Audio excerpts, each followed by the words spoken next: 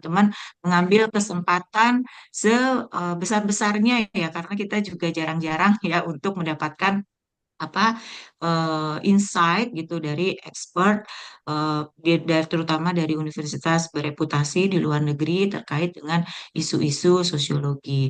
Jadi mudah-mudahan teman-teman dapat berpartisipasi aktif dan menggunakan kesempatan ini untuk memperkaya ya nantinya analisis di dalam tulisan-tulisan teman-teman.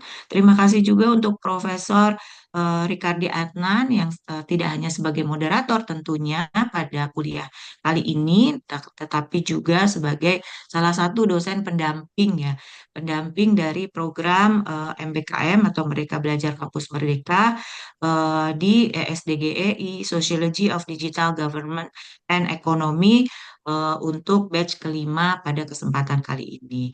Baik, saya kembalikan floornya pada Profesor Rikardi Adnan. Terima kasih banyak. Assalamualaikum warahmatullahi wabarakatuh. Waalaikumsalam warahmatullahi wabarakatuh. Terima kasih Dr. Diana Pakasi. Ini mungkin sekedar memperkenalkan ya Pak Fauzi Sukimi ini. Eh, ini mungkin tadi saya sudah bicara ya sama Mbak Diana ya. Ini belum ada yang kenal ya? Udah ada yang kenal belum? Selain dari dosen UKM, dosen UKM. Beliau adalah senior kalian. Betul ya, Pak Fauzi ya? Iya.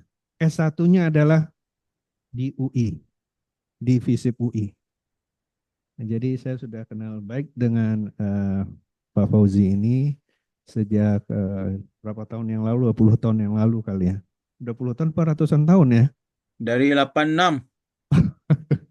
Dari 86 kita udah kenal ya. Nah, kemudian beliau kembali ke Malaysia. Saya di sini, beliau enggak, saya tidak tahu persis ya.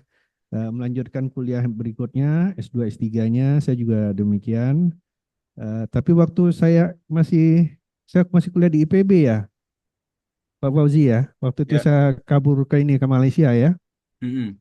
Ya, waktu itu saya kuliah, saya S2 dan S3. Dua kuliah saya di IPB.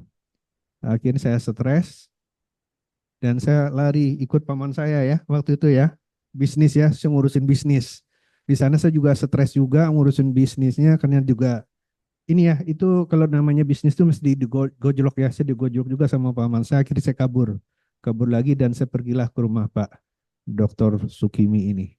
Lalu saya pulang ke Jakarta, balik lagi, dan akhirnya saya balik lagi jadi dosen saya, dosen yang baik-baik lah sekarang. Baik, tidak memperpanjang kata ya. Silakan Pak Fauzi untuk memberikan sharing, juga berbagi pengetahuan dan juga pengalamannya khususnya kepada adik-adik mahasiswa kita. Silakan Pak Fauzi. Terima kasih kerana memberi kesempatan kepada saya untuk bersama pada hari ini, pada pagi ini. Seperti yang telah disebutkan tadi, saya sebenarnya memang alumni FISIP UI angkatan 86 Sosio bersama dengan Pak Riki. Kemudian pada awal 90-an saya pulang ke Malaysia, bekerja di Arsip Nasional selama 2 tahun. Setelah itu baru saya membuat mengikuti program master dan kemudian lanjut bekerja selama 3 tahun terlebih dahulu, kemudian melanjutkan PhD dan 2010 saya lulus PhD lah. Saya bertugas di program antropologi dan sosiologi di Fakultas Sains Sosial dan Kemanusiaan UKM. Uh, akan pensiun pada 2026. Jadi saya ada perkhidmatan saya di sini ada 2 tahun lagi. Kalau di sini pensiun itu umur 60. Ya. Nah, saya cuba untuk membincangkan tentang remittance ini ataupun uh, dan kaitannya dengan kognisi dan juga pemenuhan gizi dalam kalangan tenaga kerja Indonesia di Malaysia. Nah, terus terang bahawa saya sudah lama meninggalkan penelitian mengenai TKI kerana sekarang saya lebih banyak membuat penelitian mengenai identiti dan juga berkaitan dengan good governance. Ya, jadi antara penelitian saya yang agak besar sekarang ini adalah membangun indeks persepsi corruption di Malaysia. Jadi perbincangan saya hari ini adalah berdasarkan pengalaman saya bersama dengan sekumpulan TKI yang mana mereka adalah orang Madura. Kemudian selain itu pengamatan harian saya kerana saya masih ada minat untuk melihat meneliti secara tidak langsung terhadap tenaga kerja Indonesia. Nah, saya bermula dengan data yang menjadi asas kepada isu remittance inilah yang menjadi asas, iaitu jumlah tenaga kerja Indonesia yang ada di Malaysia. Nah, TKI ini ataupun tenaga kerja Indonesia ini memang memainkan peranan khususnya dalam sektor tertentu, iaitu pertanian dan pembinaan. Sehingga sekarang dianggarkan ataupun diperkirakan terdapat 2,2 juta TKI. 2,2 ini adalah yang ada dokumen, maknanya mereka ada paspor. Dan diperkirakan ada sekitar 1,2 hingga 3,5 juta orang yang tak ada dokumen. Tak ada dokumen ni maksudnya mereka datang tanpa dokumen secara jalan penyeludupan, atau yang lazim berlaku mereka datang dengan paspor tapi kemudian paspor dan visanya itu tidak diuruskan. Jadi masuk legal kemudian dia menjadi illegal. Nah, ini diperkirakan setidak-tidaknya ada 1,2 sehingga 3,5. So kalau dijumlahkan itu maknanya kalau benar 3,5 itu dia jadi keseluruhan dia ada 5 juta. Data yang adalah. Dan masalah pendataan ini adalah kerana mereka ini yang tidak ada dokumen, biasanya di dalam sektor pertanian di luar kota ataupun di pedesaan, di peladangan. Jadi untuk mendapatkan angka yang tepat itu memang susah, kecuali yang ada visa yang 2,2 juta itu tadi. Nah, kalau berasaskan jumlah ini, ya,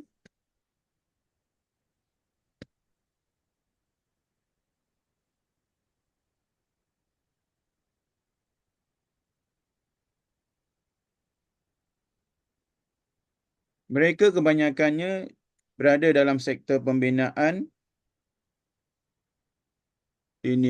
domestic work, dan juga yang banyak yang tidak berdokumentasi ini adalah di peladangan sawit. So, jumlah yang besar ini sebenarnya kalau kita lihat dalam konteks remittance ataupun pengaliran uang ke tanah air mereka itu Jumlahnya itu sangat besar. Nah, dianggarkan terdapat pengiriman uang ke kampung itu ataupun ke desa masing-masing itu, ke keluarga mereka itu secara purata ataupun diperkirakan 4,6 US dollar. 4,6 bilion US dollar setahun. Jadi jumlah tu terhitung sangat besar. Ya. Kenapa sangat besar? Sebab dia terkait dengan dua perkara yang mempengaruhi ataupun mendorong mereka untuk menghantar wang ke keluarga masing-masing. Pertama, lazim kita temukan bahawa mereka mengirim wang kerana membayar hutang. Jadi, pemergian mereka ke Malaysia biasanya memerlukan setidak-tidaknya kalau dalam ringgit itu 2 hingga 3 ribu ringgit. Jadi berapa juta tu? Setidak-tidaknya ada 10 juta kan? Sekitar 10 juta lah ataupun 8 juta lah untuk datang ke Malaysia tu. Sebab mereka harus membayar beberapa pihak, misalnya dalam untuk menguruskan dokumen, kos misalnya pesawat ataupun feri dan sebagainya itu. Lazimnya yang saya tanyakan, mereka mengeluarkan sekitar 2 hingga 3 ribu ringgit. Jadi maknanya ada dalam 6 juta sehingga ke 10 juta. Tergantung mereka itu dimanipulasi ataupun tidak jumlah itu. Jadi tahap pertama, apabila mereka sudah bekerja di Malaysia, pengiriman uang itu tujuan pertama adalah untuk membayar hutang. Kemudian setelah selesai pembayaran hutang, barulah untuk membantu keluarga. Kemudian yang ketiga, setelah keluarga dibantu, barulah mereka mengumpulkan aset ataupun modal dalam bentuk membuat rumah ataupun membeli tanah ataupun membeli haiwan ternakan. Jadi levelnya diawali dengan hutang terlebih dahulu. Nah, setiap orang yang bekerja di Malaysia ini, lazimnya kalau secara legal, mereka mendapat bayaran gaji sehingga tahun ini adalah setidak-tidaknya RM1,200. Ya, RM1,200 itu berapa juta ya?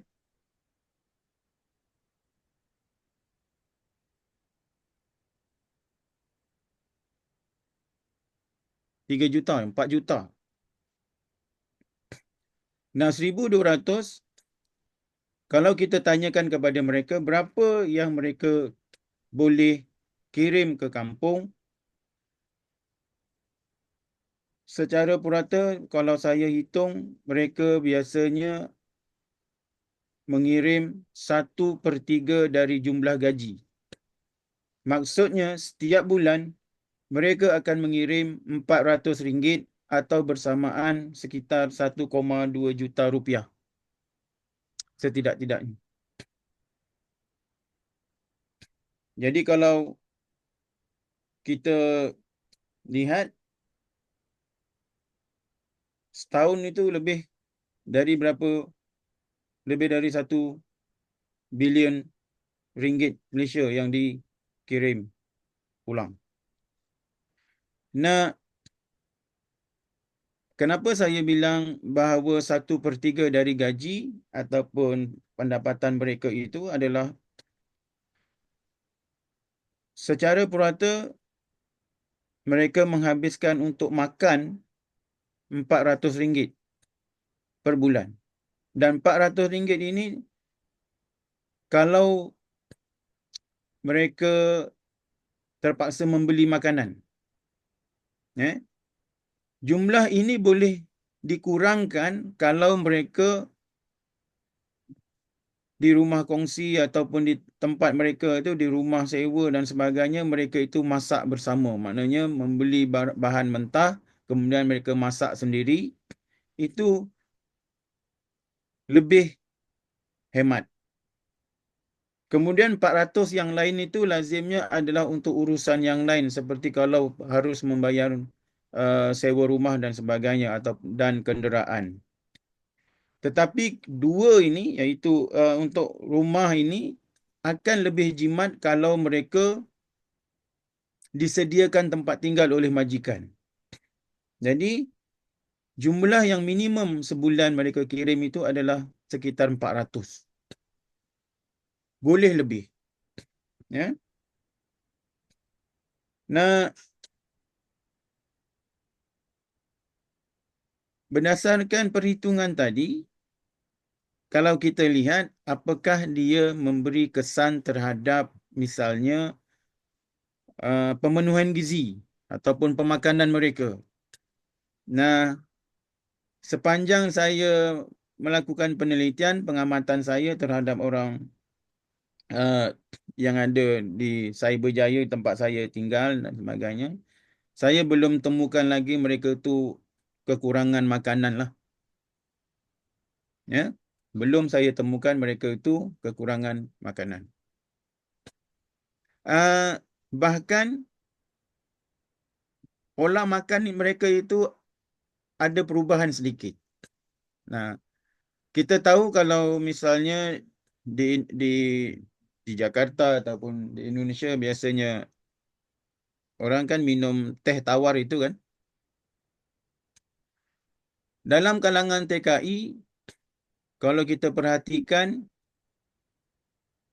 minuman yang lazim mereka minum apabila sudah lama di Malaysia itu sudah berubah. Iaitu mereka minum apa yang disebut sebagai teh tarik dan juga Milo. Jadi Milo ini menjadi satu minuman kegemaran mereka.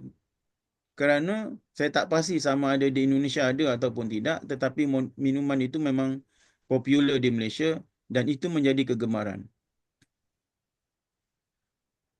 Dalam bab makan yang lain, sebenarnya mereka tidak menghadapi masalah kerana mereka boleh masak sendiri.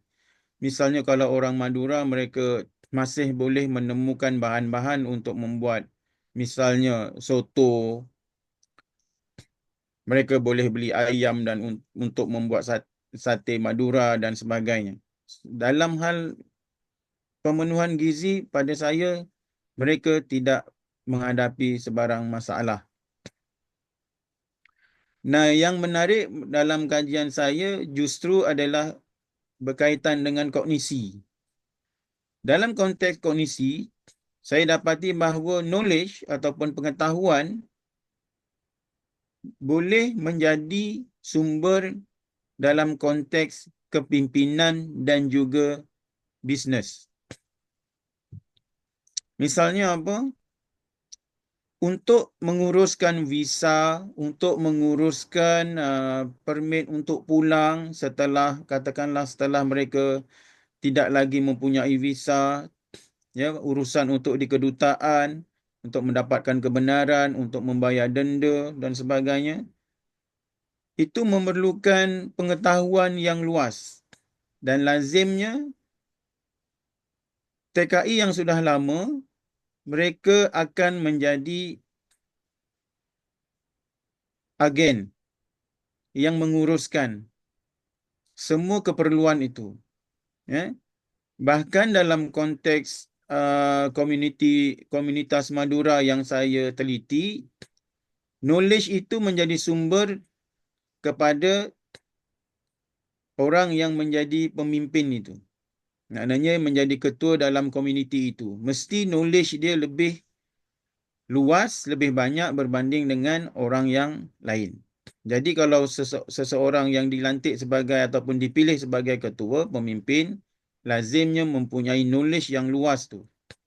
Dalam urusan immigration, dalam urusan di kedutaan, dalam urusan dengan pihak polisi,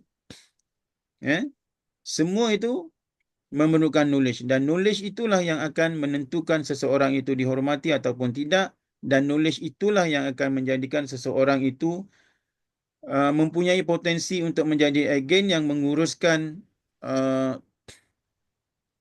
keperluan TKI yang ingin pulang misalnya. Ataupun ingin mengirimkan uang. Nah, khususnya kalau kita lihat 10 tahun yang lalu pengiriman uang tu ada dua. Satu melalui bank, satu lagi kirim secara fizikal. Maknanya uang itu dikirimkan melalui orang yang pulang ke Indonesia. Nah, sekarang kalau kita lihat di Malaysia ini banyak agen-agen yang menguruskan ET ataupun electronic transfer ni. Jadi siapa yang mempunyai knowledge itu, mereka lah yang mempunyai kesempatan untuk mendapatkan upah untuk menguruskan hal-hal yang berkaitan dengan keperluan mereka.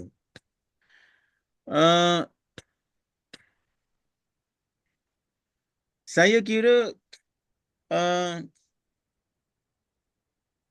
tak banyak yang saya boleh bincangkan kecuali berdasarkan soalan ataupun perbincangan.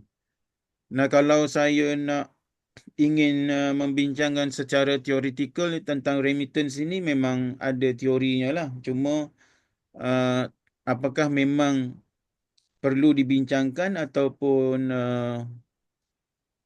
tidak perlu. Nanti saya tak pasti itu sama ada keperluan untuk saya memberikan nota kuliah ataupun tidak.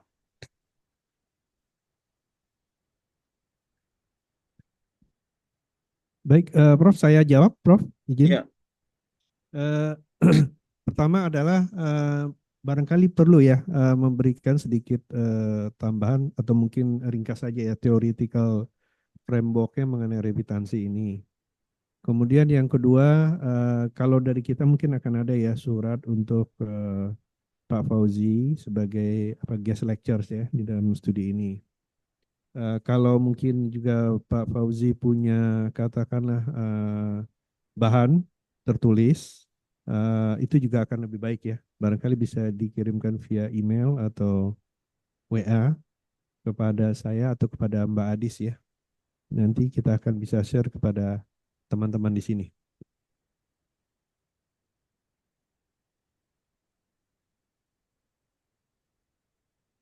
Okey, Pak Niki, saya mungkin nak sebutkan sahaja secara ringkas teori yang berkaitan dengan remittance ini.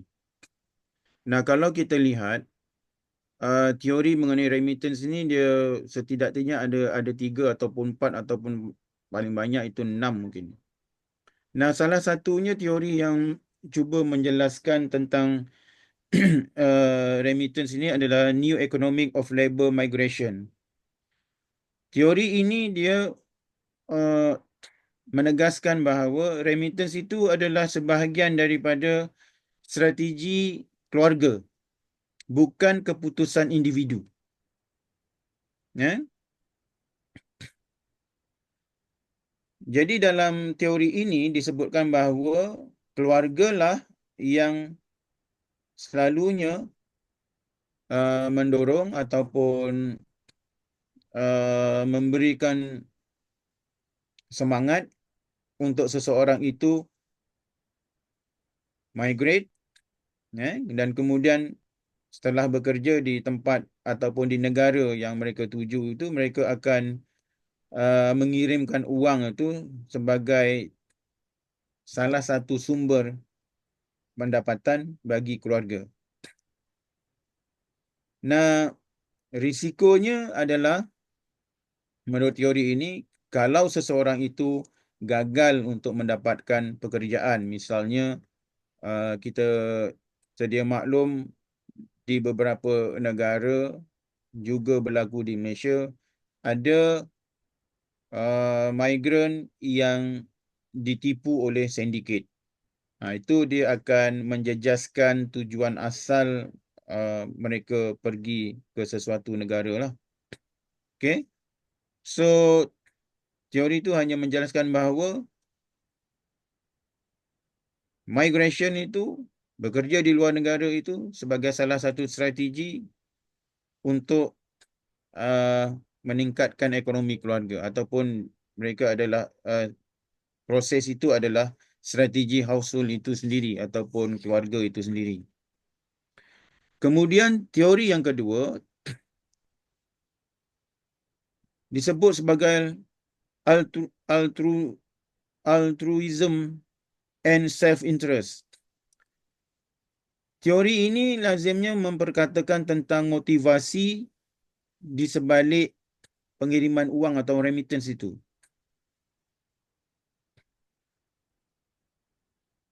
So, dijelaskan bahawa lazimnya migran mengirim uang ke rumah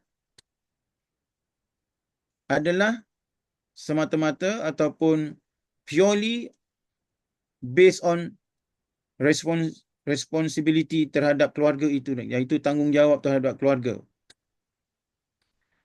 Nah, self-interest pula ya, menjadi asas juga untuk seseorang mengirimkan uang. Seperti yang saya katakan tadi, sama ada untuk mengumpulkan harta ataupun mengumpulkan uang untuk masa depan. Ya. Nah, nanti mereka akan gunakan sebagai support apabila pulang ke tempat asal. Nah, teori yang ketiga, portfolio diversification theory, dia melihat bahawa pengiriman uang itu sebagai salah satu bentuk investment ataupun pelaburan kewangan oleh migran itu tadi. So, mereka mengirimkan uang untuk invest, misalnya tanah yang akan dibeli, mengusahakan suatu perniagaan, satu usaha, misalnya membuka warung dan sebagainya, membeli rumah ataupun membina rumah. Semua ini terkait dengan secara umumnya adalah investment. So, dalam kata lain, teori ini menyatakan bahawa remittance ini memainkan peranan yang penting untuk pembangunan ataupun perkembangan ekonomi, khususnya dalam konteks investment yang bersifat produktif dan turut menyumbang kepada lokal ekonomi.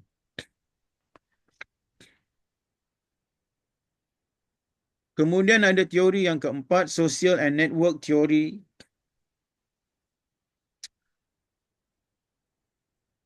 Social network ini, dia melihat teori ini melihat bagaimana social network itu memainkan peranan dalam konteks aliran wang itu. So, siapakah pihak yang memberikan perkhidmatan dalam proses pengiriman uang itu tadi? Ya, jadi macam saya katakan, kalau 10 tahun yang lalu,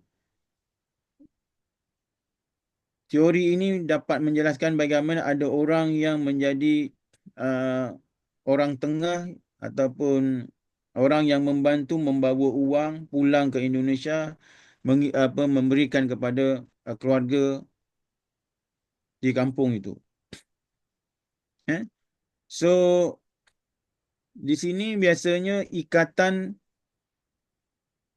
yang mengikat mereka itu maknanya kepercayaan yang diberikan itu adalah berasaskan kepada sense of community. Jadi yang dikirimkan uang itu adalah misalnya tetangganya, ahli keluarganya yang pulang ke Indonesia. Hal ini berlangsung khususnya misalnya dalam komunitas yang saya kaji, iaitu dalam kalangan orang Madura. So, kalau ada salah seorang yang pulang ke Indonesia ataupun seorang ataupun dua orang, lazimnya tu nanti banyak barang dan uang yang dikirim untuk dibawa pulang.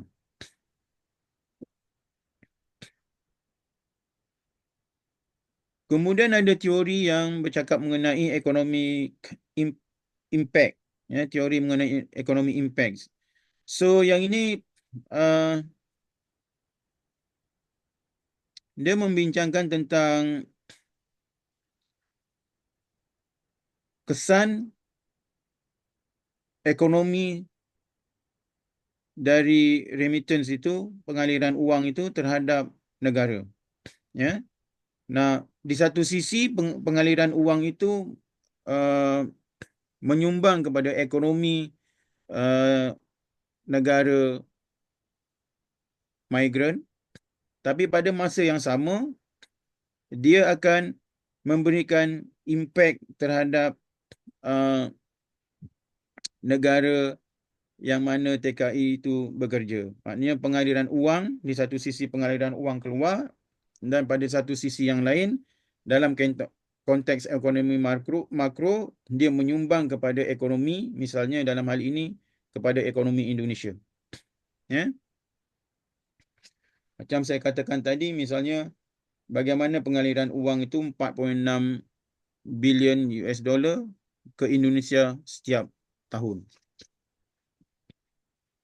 Nah, itu antara teori yang kita boleh lihat yang cuba membincangkan tentang remittance itu sendiri.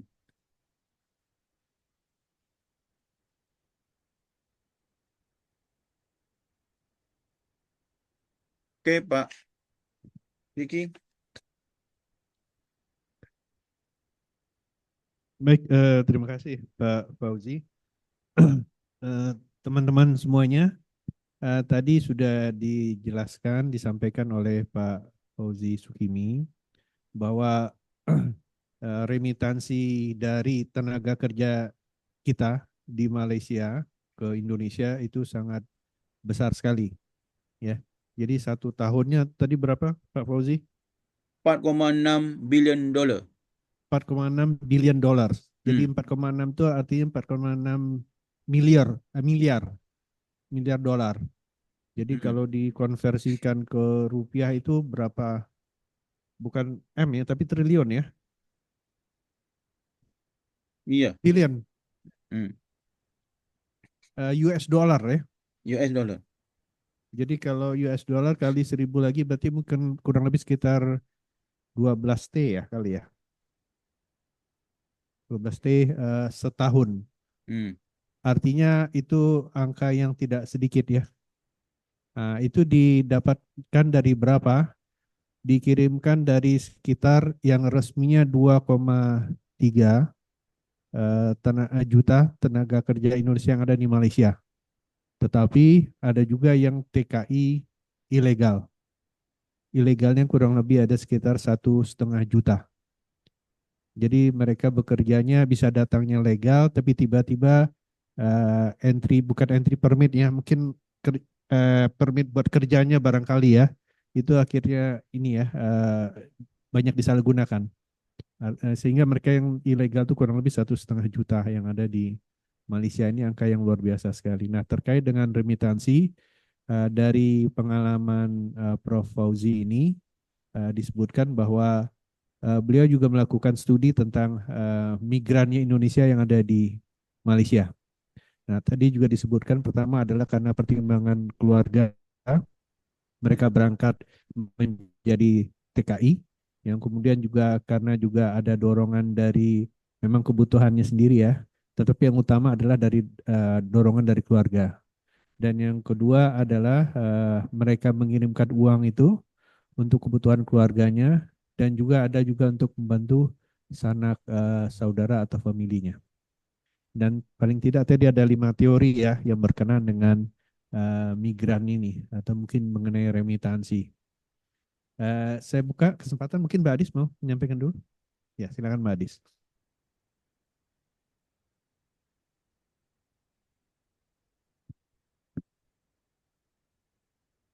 Oke, teman-teman, mungkin kita buka 3 penanya dulu ya, Mas. Mungkin 3 penanya dari sayap kanan dan sayap kiri. Siapa yang ingin bertanya? Dari sayap kanan saya dulu ada nggak? Belum ada. Atau satu saya yang bertanya nih. Mau ditanya apa bertanya? Ayo, dari sayap kiri.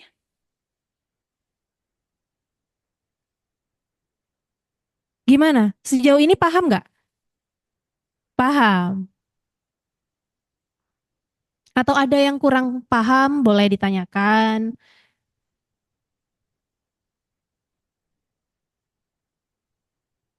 Gimana ini?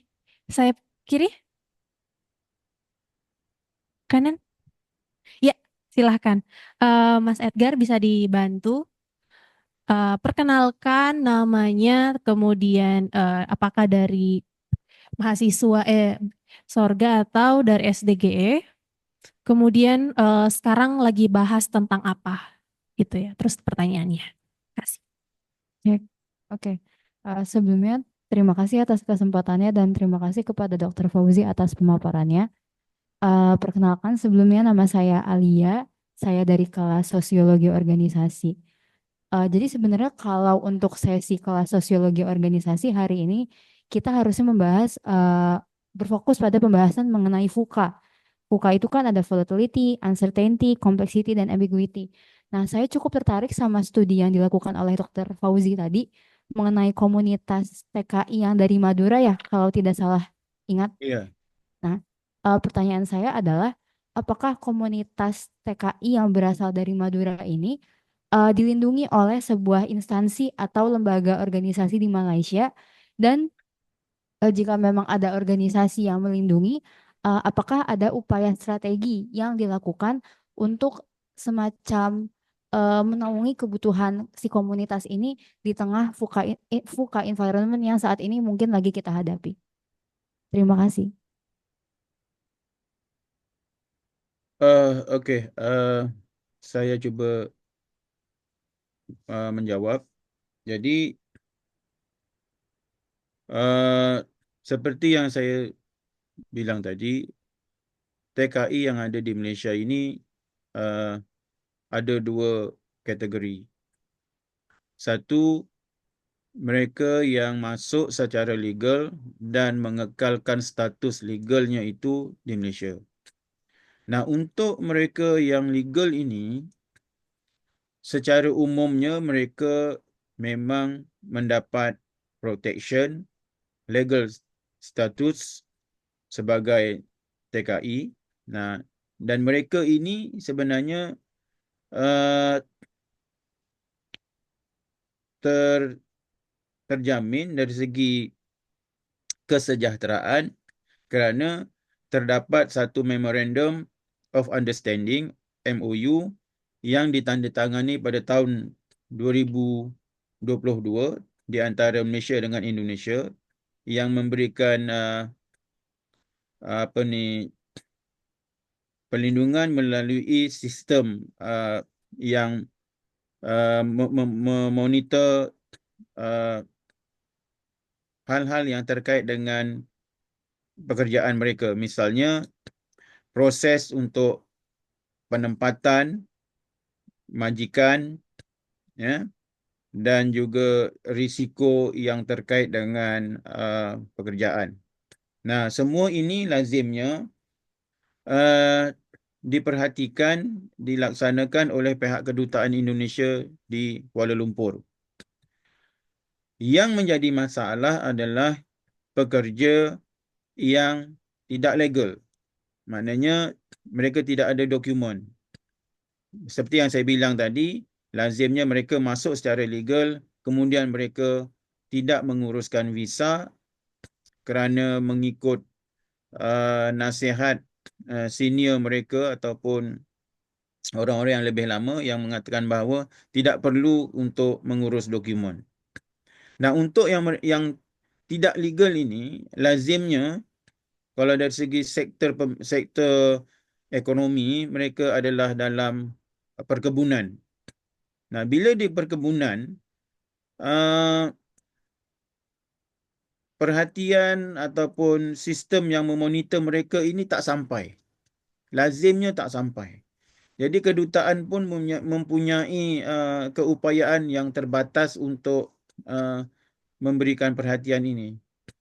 Kecuali mereka boleh dikesan oleh kedutaan apabila mereka ingin pulang. Kerana proses ingin pulang, mereka harus memohon visa untuk pulang.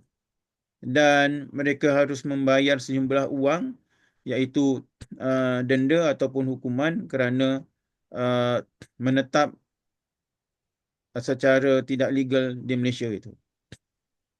Nah, kebimbangannya itu adalah yang tidak legal itu tadi. Untuk yang legal, setakat ini kalau kita lihat dalam laporan-laporan, tidak ada masalah di Malaysia. Yang jadi masalah adalah yang unlegal tu. Maksudnya begini, katakanlah mereka mengalami kemalangan di tempat kerja, misalnya di perkebunan dan sebagainya. Itu misalnya mereka hanya boleh dibawa ke klinik-klinik swasta atau yang kecil. Untuk ke hospital mereka memerlukan dokumen. Itu dia menjadi masalah. Jadi kalau tidak salah saya dalam hal ini ada satu NGO di Kuala Lumpur yang membuat kerjasama baik dengan kedutaan Indonesia yang cuba memberi perhatian kepada TKI yang illegal ini. Ya, itu aja.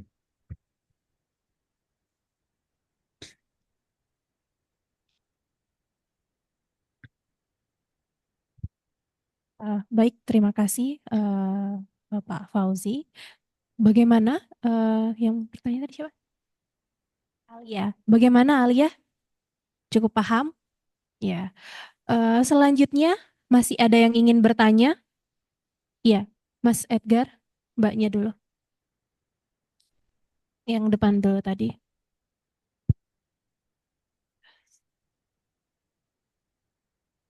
Mungkin sambil menunggu ya, saya ini sedikit ya, interupsi sedikit ya. Ya.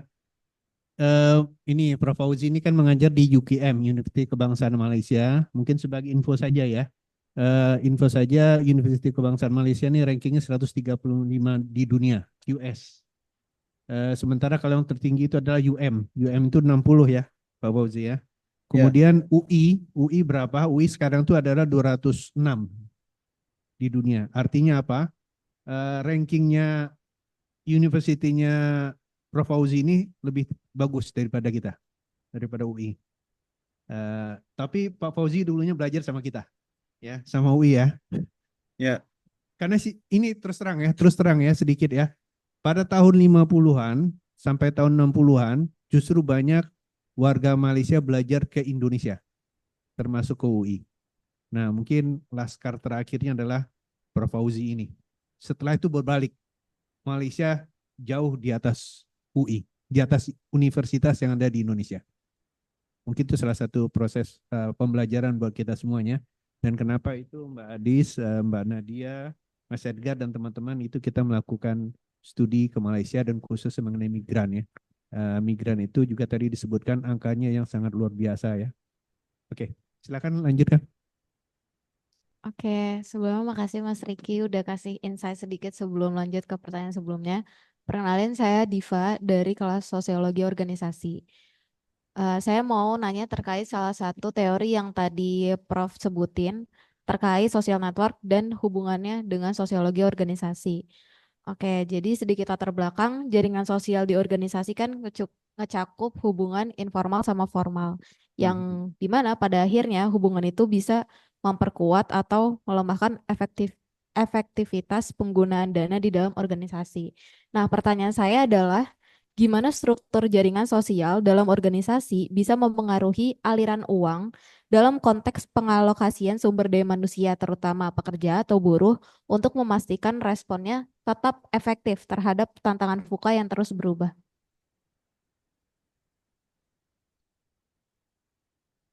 Oke, terima kasih. Saya cuba jawab ya. Begini,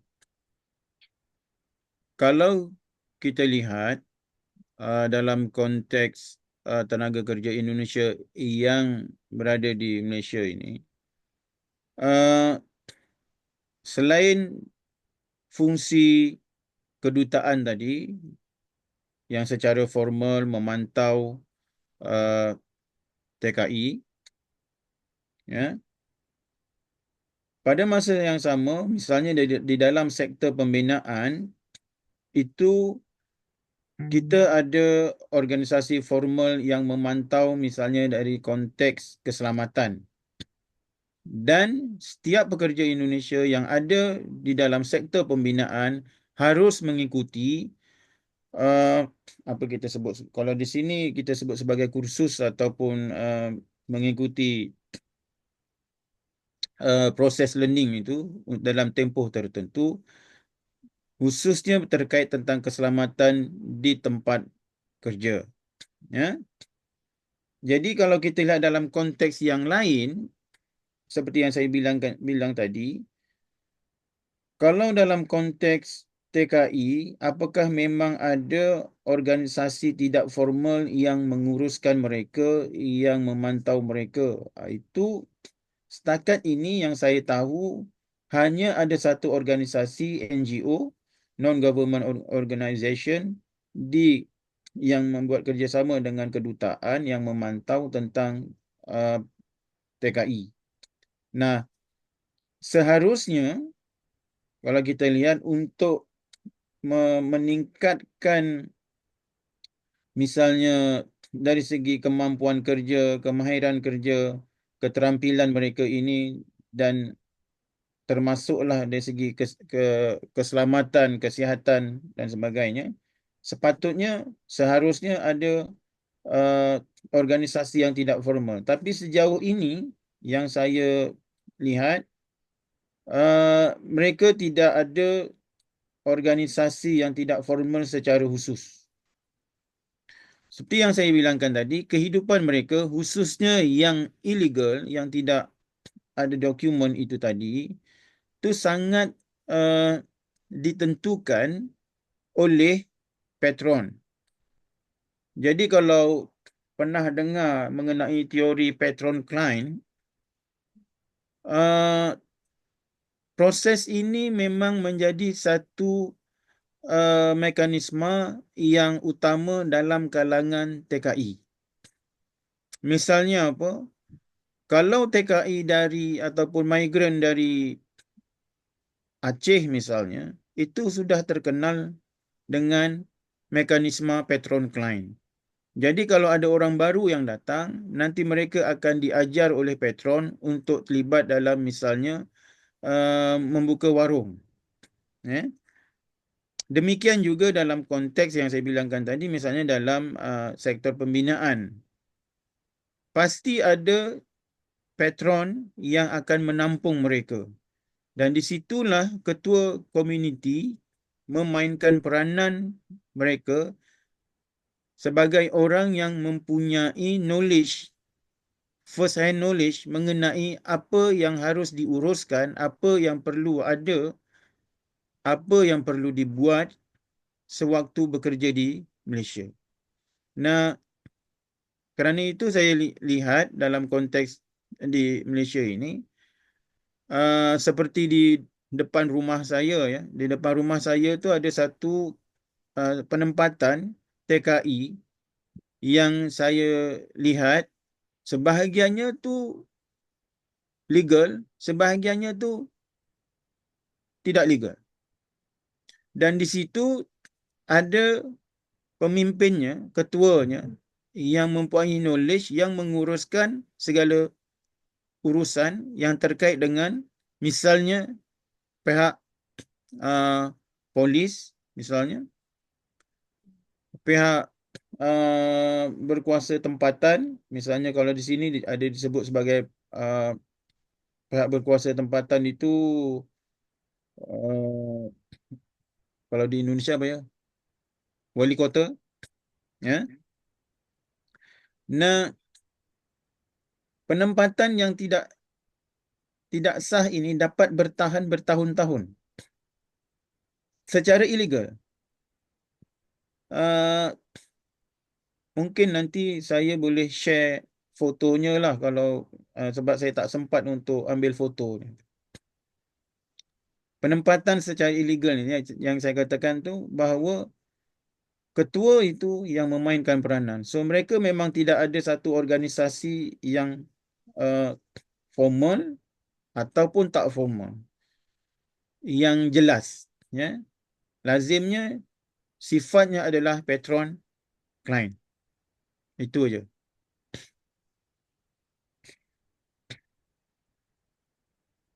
Ya, terima kasih banyak Pak Fauzi. Jadi kita tahu bahwa di dunia para migran patron klien juga ada ya. Nah, bagaimana Diva ya? Gimana Diva, ada tanggapan? Sudah cukup jelas. Sudah cukup jelas ya. Oke, makasih banyak. Next untuk bertanya tadi yang Mas siapa?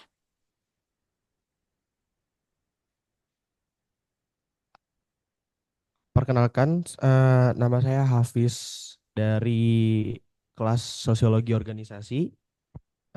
Di sini juga saya tertarik untuk mengkaitkannya dengan konsep VUCA.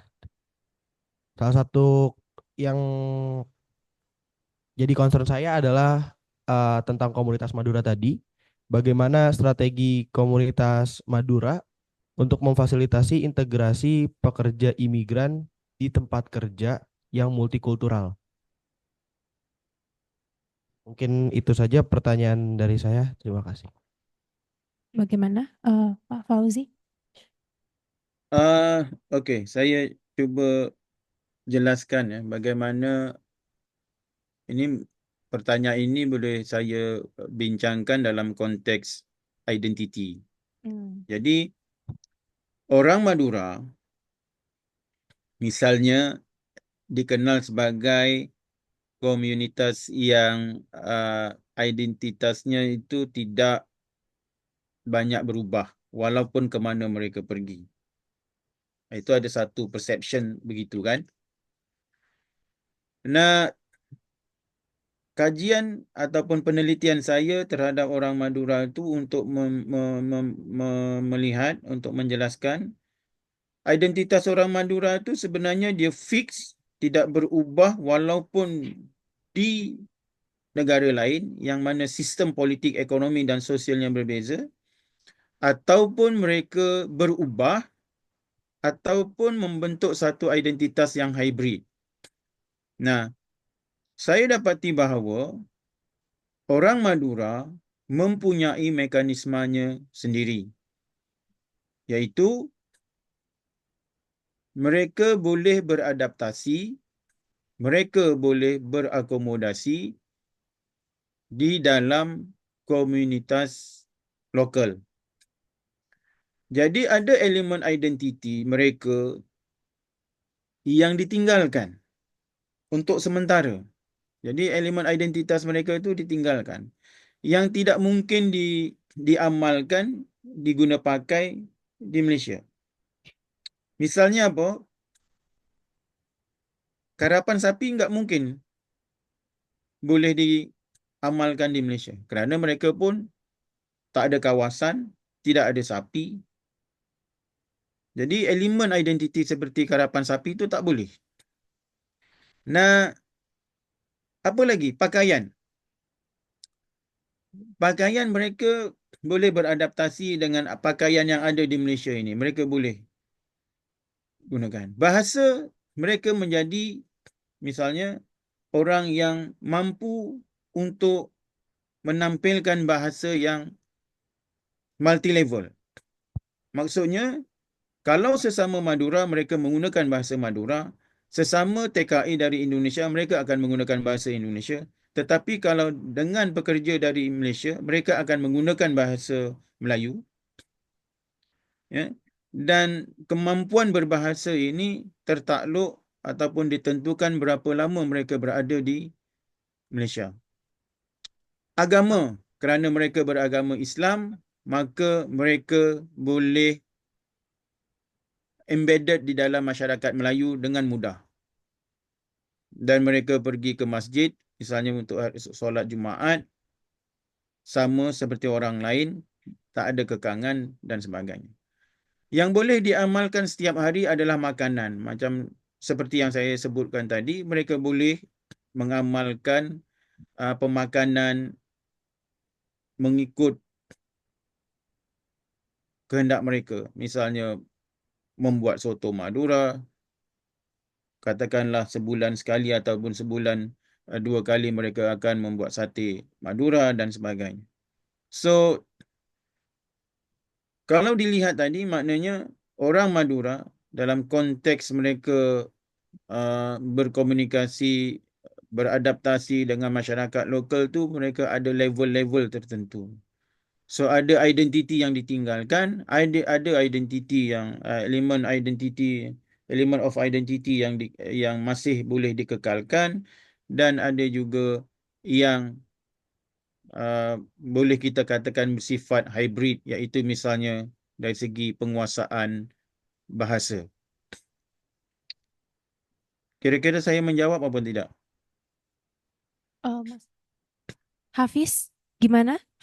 Hafiz, jadi masyarakat Madura itu punya mekanisme khusus untuk bertahan di Malaysia ya Pak Fauzi? Ya, Untuk mempertahankan identitasnya di satu sisi, tetapi menyimpan ya, bukan ditinggalkan, tapi menyimpan identitasnya di satu ya. sisi gitu ya. Hmm. Gimana Hafiz? Ada mic? Ada. Oh, sudah cukup ya, Hafiz? Sudah. Oke. Sudah. Dari Hafiz sudah menjawab, Pak Fauzi. Terima kasih banyak atas tanggapannya. Sudah 3 penanya. Bagaimana Mas Riki? Mas Riki, untuk kita berikan kesempatan dulu ke Mas Riki untuk memberikan tanggapan atas 3 pertanyaan yang tadi diberikan teman-teman. Terima kasih Mbak Adi. Saya mungkin sedikit menyelingi lagi ya. Ini mohon izin nih Prof. Fauzi. Waktu tahun berapa ya? Saya menjadi visiting research di NTU, National Taiwan University. Waktu itu saya mendapatkan, ya salah satu dari research saya mengenai small medium enterprise sih. Tapi saya menemukan bahwa tenaga kerja Indonesia di sana itu relatif tidak kompak. Justru yang ilegal itu, mereka yang ilegal dilaporkan oleh temannya yang lain. Untuk apa? Untuk ditangkap. Kenapa? Mereka yang melaporkan itu mendapatkan insentif, mendapatkan uang dari pemerintahan Taiwan karena melanggar hukum. Nah, kasus ini sebenarnya saya surprise sekali ya. Dan itu kadang-kala itu mereka satu kampung. Sama-sama dari Jawa Tengah, sama-sama dari Nusa Tenggara, tapi mereka saling melaporkan. Itu sudah habis ininya izin atau entry permitnya ataupun juga visa dan pengurusan perizinannya udah lebih dari 2 minggu. Jadi bukan hitungan bulan atau hitungan tahun. Jadi seminggu 2 minggu itu ketahuan sama teman yang lain, teman yang melaporkan ke pemerintahan di Taiwan. Nah mungkin Pak Fauzi bisa menceritakan kasus para migran worker kita yang ada di sana. Okey, terima kasih. Kalau di Malaysia, secara umum, kalau kalau kita lihat, sebenarnya TKI yang ada di Malaysia ini ada kecenderungan untuk mengelompok berdasarkan etnik masing-masing.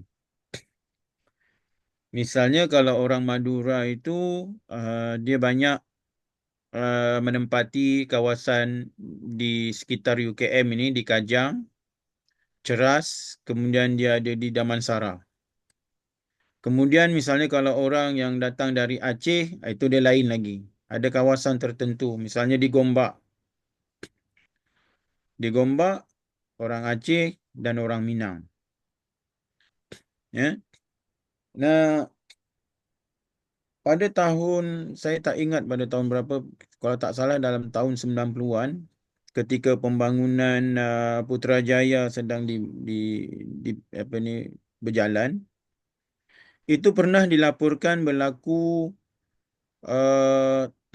pergaduhan antara TKI dari Aceh dengan TKI dari Irian kalau tidak salah saya. Itu memang ada pergaduhan seperti itu. Ya, jadi maknanya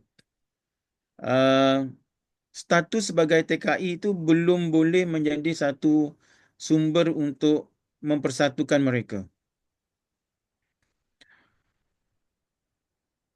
Dan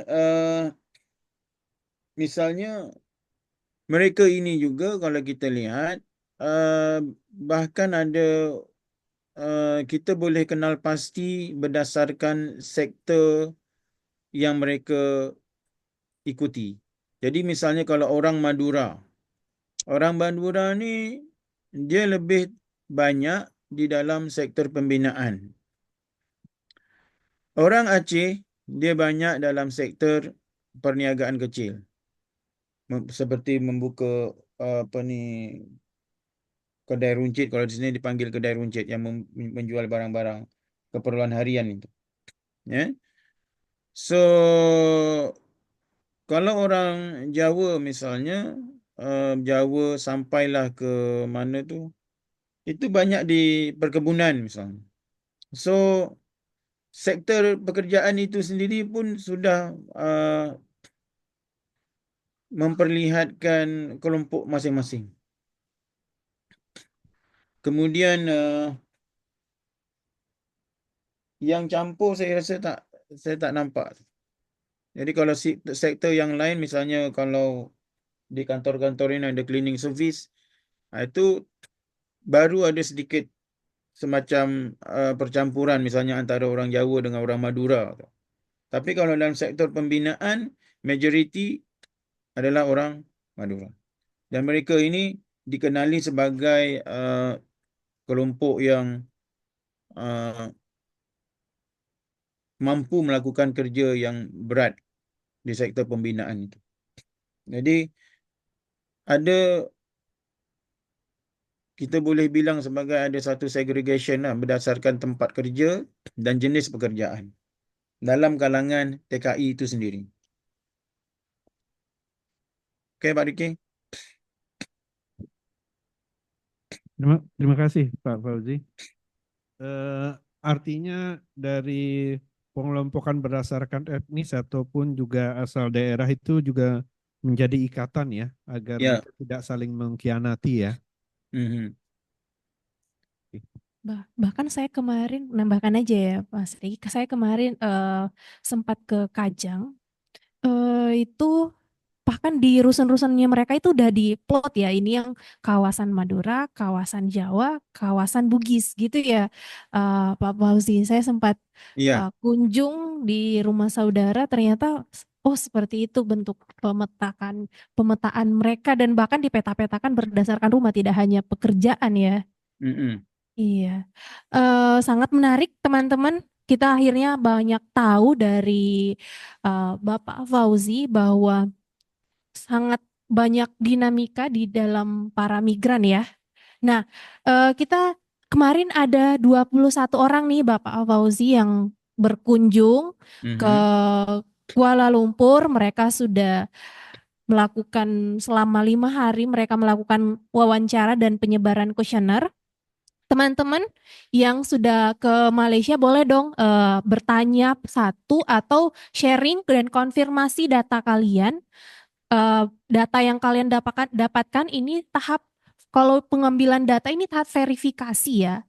Verifikasi boleh teman-teman memverifikasi di interviewnya apakah memang benar, memang karena kalian hanya mewawancarai 4 orang ya.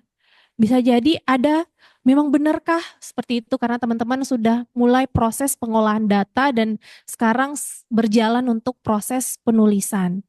Ada yang mau sharing dari kelompok, kita urut aja kelompok, oke. Urut aja dulu dari Chandini tadi sama Aman Chris ya. Oke, silahkan Mas Edgar dibantu.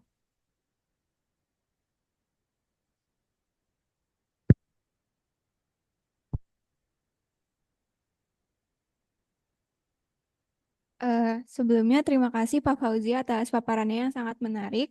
Nama saya Chandini dari kelompok 1 SDGE dan kebetulan riset kami ini berhubungan sekali dengan apa yang Pak Fauzi bahas yaitu tentang remitansi, khususnya di biaya remitansi. Mungkin saya ingin sharing dari hasil temuan layanan yang digunakan oleh pekerja migran Indonesia kebanyakan adalah mereka mengirimkan lewat agen. Jadi untuk yang menitipkan melalui saudara atau teman yang pulang itu, setelah kami tanyakan itu nyaris nggak ada yang pakai metode itu lagi. Eh, tapi terlihat bahwa dari hasil yang kami temukan itu masih sedikit penggunaan perbankan maupun aplikasi-aplikasi digital dalam mengirimkan remitansi, sehingga mereka mengandalkan agen-agen atau temannya yang mempunyai jasa pengiriman uang. Dan itu ada biaya tambahan yang lebih tinggi dibandingkan jika mereka menggunakan aplikasi digital yang lebih murah seperti Wise. Lalu kami juga menanyakan apakah setelah mereka sampai di Malaysia mendapatkan pelatihan mengenai literasi finansial, mungkin kayak untuk mengakses perbankan, mengakses layanan digital, dan katanya informan kami itu tidak ada. Mungkin kami ingin mengkonfirmasi, Pak, apakah memang dari pihak kedutaan ataupun dari pihak Malaysia, kan tadi Bapak bilang ada pembinaan mengenai keselamatan kerja. Apakah itu juga mereka dibekali gitu dengan pengetahuan mengenai literasi finansial? Karena itu masih sedikit sekali. Terima kasih, Pak. Oke, terima kasih. Saya coba menjawab ya. Jadi kalau berdasarkan data tadi, wawancara itu tadi kan ada yang melalui saudara ataupun teman, kemudian ada agen, dan sangat sedikit yang menggunakan bank ataupun menggunakan electronic transfer kan melalui bank itu tadi. Nah, kenapa boleh jadi begitu? Kerana walaupun yang saudara agen itu memerlukan biaya tambahan, ini terkait dengan yang saya jelaskan tadi bahawa knowledge itu. So knowledge ataupun in term of kognisi itu, knowledge menjadi satu sumber yang penting sekali. Nah, kalau kita lihat berdasarkan Memorandum of Understanding, seharusnya setiap TKI sebelum ke Malaysia, misalnya kalau dalam sektor pembantu rumah itu, mereka harus diberikan informasi tentang kehidupan di Malaysia, in term of culture, in term of system yang ada di Malaysia. Dan seharusnya tentang keuangan ini, mereka tahu ataupun mereka diberikan maklumat tentang itu. Nah, bila sampai di Malaysia, ada satu level lagi kalau misalnya dalam sektor pembinaan, mereka akan mendapat kursus. Mereka akan diberikan maklumat yang secukupnya. Cuma saya kurang pasti dalam konteks keuangan ini mereka dapat ataupun tidak. Tapi sepanjang pengetahuan saya, penggunaan bank ataupun ET, electronic transfer ini, dia sangat terkait dengan satu, knowledge, kedua, status TKI itu sendiri. Legal ke tak legal? Kalau legal, saya selalu perhatikan, kalau legal, mereka pergi ke bank. Maknanya mereka pergi ke bank, mereka mendapatkan maklumat dari pihak bank, mereka membuka akaun dan mereka melakukan transfer ke Indonesia. Tetapi yang illegal ini menjadi satu masalah sebab bila ke bank mesti ada dokumen diri. So itu yang menyebabkan metod yang lama masih bertahan, iaitu melalui saudara ataupun melalui agen. Dan bank menjadi satu tempat di mana yang illegal ni memang tak datang lah. Itu boleh saya confirmkan bahawa kalau yang illegal memang tak pergi ke bank. Itu aja. Ya, terima kasih Mas Fauzi atas Bapak Fauzi atas konfirmasinya. Jadi teman-teman yang di Malaysia ini para migran masih konvensional ya melalui teman karena saling percaya ya Bapak, begitu ya biasanya. Iya. Iya. Bagaimana Mas Riki? Ada lagi tanggapan? Oh ya dari Chris ya. Gimana Candini tadi? Udah nangkep? Oh, gimana Bapak Fauzi masih ada tanggapan sedikit lagi dari Mbak Candini? Apakah boleh? Iya, boleh.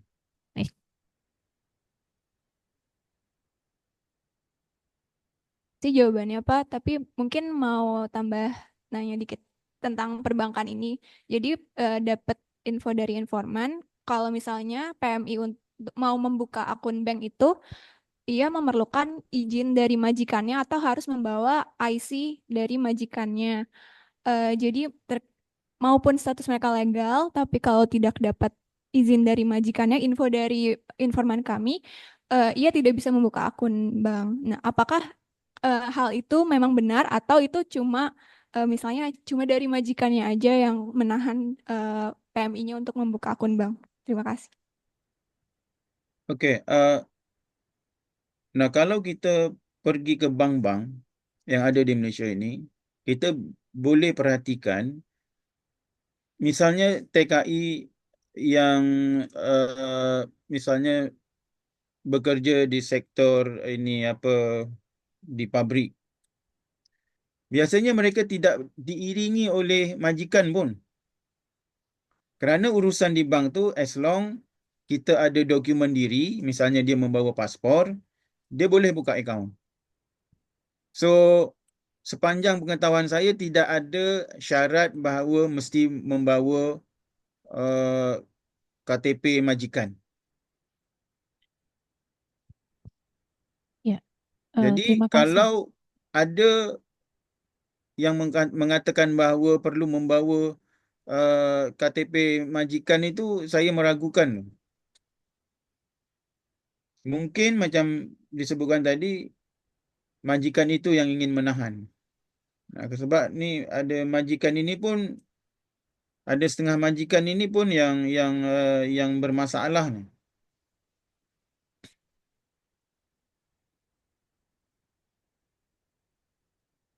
Misalnya ada majikan yang menahan gaji, hanya memberikan gaji separuh saja. Itu biasanya dalam sektor domestik lah. Kalau di pabrik, kalau yang saya perhatikan, mereka langsung ke bank, menguruskan sendiri, membuka akaun dan sebagainya. Okey, itu je. Ya, terima kasih banyak Bapak Fauzi. Jadi kita akhirnya tahu mungkin ya bahwa di beberapa sektor yang sulit ya. Jadi mungkin teman-teman yang kelompok 1 bisa konfirmasi lagi dan cari lagi penelitian yang menyatakan demikian. Nah, selanjutnya kita Syandini aman ya? Udah aman ya? Oke, selanjutnya kita ke Mas Kris. Silahkan. Ya, terima kasih Prof dan Mbak dan Prof juga.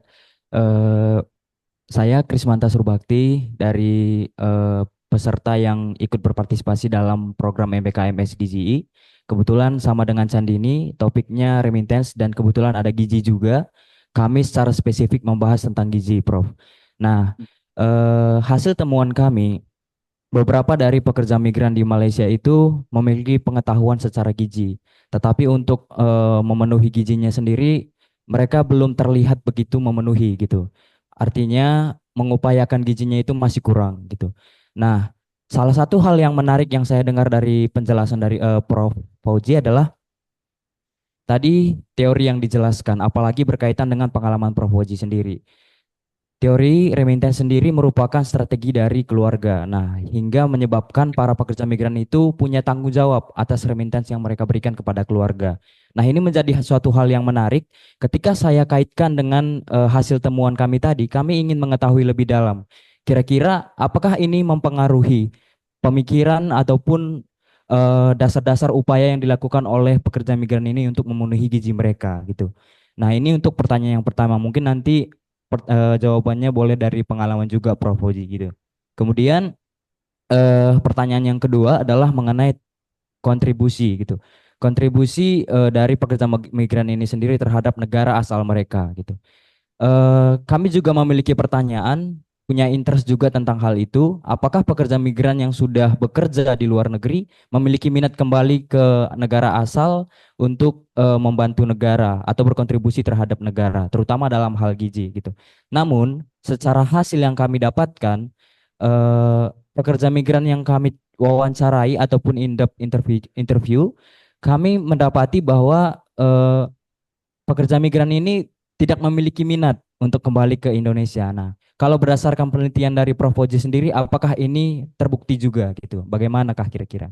Terima kasih, Prof. Oke, terima kasih. Nah, terkait dengan pengiriman uang ke keluarga ataupun remittance itu tadi,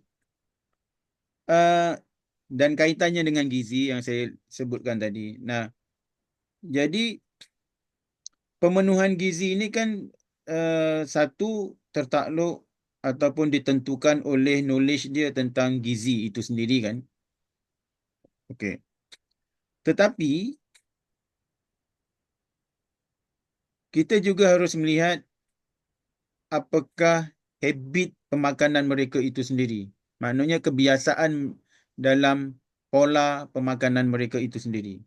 Nah, bagi orang yang datang ke Malaysia ini, migran ni, TKI ini, dia terkait dengan, macam saya katakan tadi, jumlah wang yang ingin dikirim.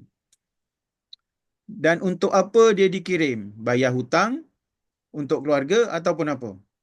Untuk modal, masa depan atau apa? Nah, keputusan untuk mengirim uang dalam jumlah tertentu itu sendiri, macam saya katakan tadi, mempunyai kaitan langsung dengan berapa uang yang mereka rasa wajar untuk pemakanan. Nah, di sinilah kalau kita lihat, dia ada strategi makan untuk hidup, bukan hidup untuk makan. Maknanya, mereka boleh makan dengan pola pemakanan yang sangat sederhana. Asalkan ada nasi, asalkan ada sambal, asalkan ada ikan asin, dia boleh makan. Misalnya. Nah, saya perhatikan juga misalnya TKI yang datang dari Bangladesh. Itu mereka, pemakanan mereka itu, kalau kita perhatikan waktu mereka pergi ke pasar untuk membeli makanan itu, kita boleh tanyakan berapa tahun mereka berada di Malaysia. Kalau tahun-tahun awal, maksudnya tahun 1, tahun 2, biasanya mereka sangat berhemat dalam membeli makanan. Yang mereka beli beras, garam, kari, tomat, bawang. Itu yang mereka beli. Maknanya mereka benar-benar hemat. Nasi dengan kuah kari sudah memadai dengan sebiji bawang ataupun tomat. Nah, kalau melebihi 2 tahun, barulah mereka, maknanya kalau mereka sudah habis bayar hutang, barulah mereka ada penambahan dalam bentuk pola makan itu tadi. barulah mereka beli misalnya ikan tertentu untuk penambahbaikan. Nah, saya dapati hal yang sama dalam kalangan orang Madura yang saya teliti itu. So, awal-awal mereka sangat sederhana dalam bab makanan.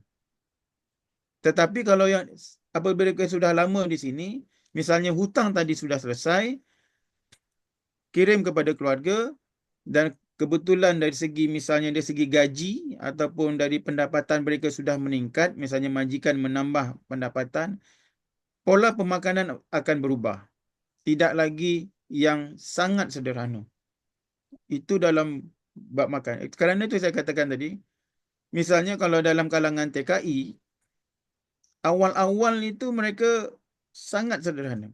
Tapi kalau sudah lama, pola makan itu sudah hampir sama dengan orang lokal. Misalnya apa, kalau pagi, mereka tu boleh kita lihat, mereka minum air Milo, teh tarik, roti canai. Mereka sudah begitu. Makan tengah hari, mereka nanti akan makan seperti mana kalau di sini kita sebut sebagai apa ni, nasi campur. Ya. So, kedua tentang pulang ataupun tidak. Ini tertakluk kepada, kalau yang saya pernah tanyakan kepada mereka, tujuan asal datang tu. Kalau tujuan asal datang misalnya untuk mengumpul uang untuk membuat rumah, untuk membeli tanah, kalau tercapai mereka akan pulang. Tapi untuk tempoh itu, dalam tempoh untuk mencukupi pembelian tanah dan membangun rumah itu, lazimnya kalau saya lihat, mereka setidak-tidaknya menetap di Malaysia ini dalam tempoh lebih 5 tahun. Jadi kalau menggunakan visa tu katakanlah setiap 2 tahun mereka pulang, datang lagi, tu 3 kali datang. Nah, untuk mereka yang tidak pulang itu, kita lihat mereka punya ikatan dengan family tu, dengan keluarga tu.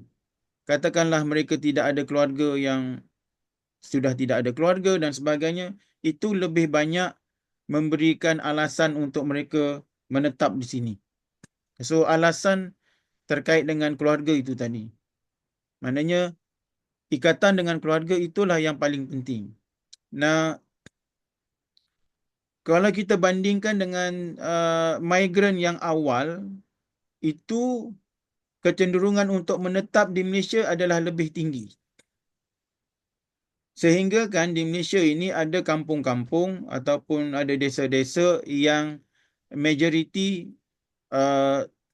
migran dari Indonesia yang sudah lama, yang sudah dapat KTP di sini dan membentuk komunitas tersendiri. Misalnya kalau kita pergi ke di Johor, di negara bahagian Johor tu, kita boleh temukan satu desa yang majoritinya ataupun kampung itu dikenali sebagai kampung Bawian ataupun Boyan. Di Kuala Lumpur pun ada kampung Bawian atau Boyan. Nah, untuk yang TKI yang terkini, kebanyakan pulang. Kecuali, macam saya katakan tadi, ikatan dengan keluarga sudah tak berapa kuat ataupun mereka sudah pun membina keluarga di Malaysia. Sama ada mereka kahwin sesama TKI dan menetap di Malaysia ataupun mereka kahwin dengan orang Malaysia. Itu menyebabkan mereka akan berpotensi ataupun membuat keputusan untuk menetap di Malaysia dan tidak pulang.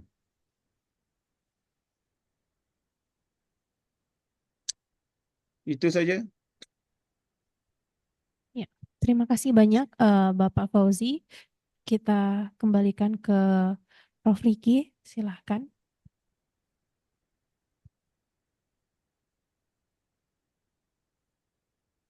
Terima kasih Mbak Adis. Teman-teman, saya pikir cukup ya. Barangkali kalau ada mungkin pertanyaan bisa ditulis, nanti bisa diberikan kepada mungkin yang tim SDJ lewat Mbak Adis, nanti bisa disampaikan ke Pak Fauzi. Nanti kalau dari mahasiswa sosiologi organisasi bisa saya tuh nanti mungkin kuliah berikutnya dengan Mbak Nadia ya. Di kelas nanti dengan Mbak Nadia. Terima kasih Prof. Fauzi, terima kasih banyak. Semoga ini memberikan banyak masukan, manfaat buat kita semua. Ini merupakan kuliah pertama kita ya di tahun ini ya, yang kolaborasi antara Indonesia dengan Malaysia. Baik, Mbak Diana masih ada? Sudah tidak ada ya? Kita berikan aplaus kepada Prof. Fauzi Sukini. Ya. Terima kasih banyak teman-teman semuanya. Semoga ini memberikan semangat ya.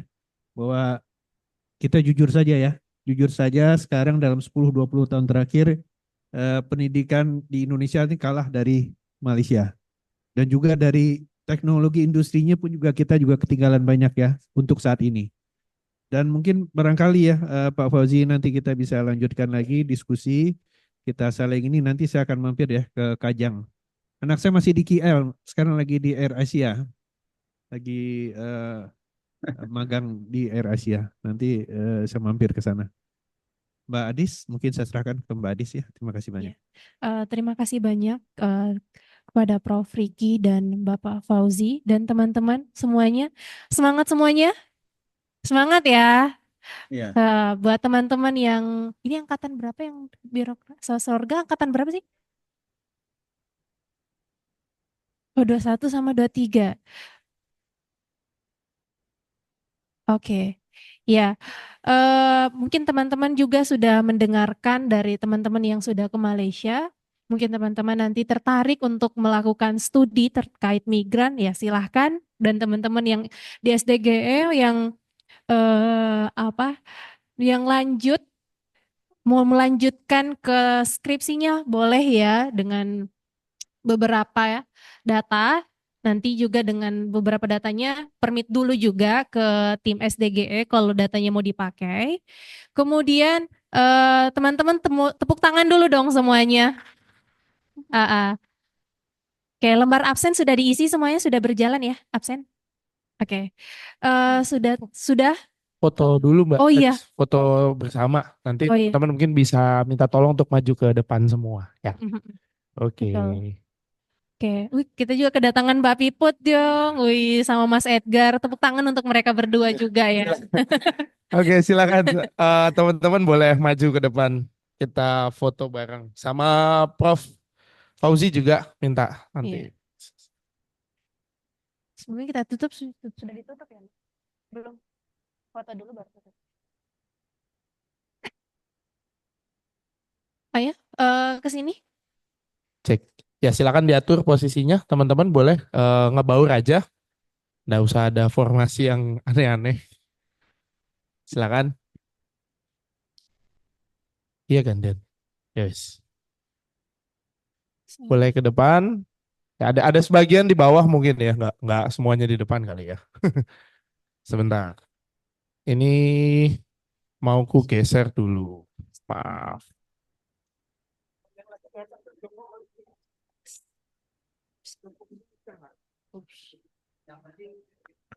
Sorry, kabel.